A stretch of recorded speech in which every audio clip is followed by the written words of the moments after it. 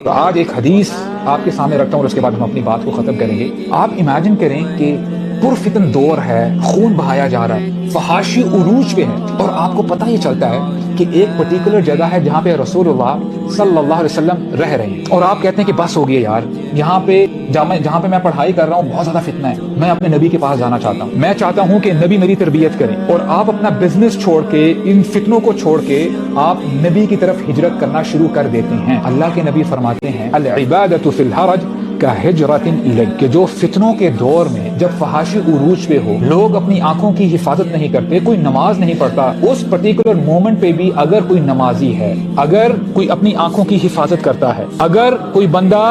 نبی کریم صلی اللہ علیہ وسلم کی سنت پر عمل کرتا ہے، اپنی داڑھی بڑھاتا ہے، اپنا اٹائر نبی والا بنا دیتا ہے، اور کوئی اگر ایسی سسٹر ہیں she covers herself, she don't care about the other people، ان کو پرواہ نہیں ہے کہ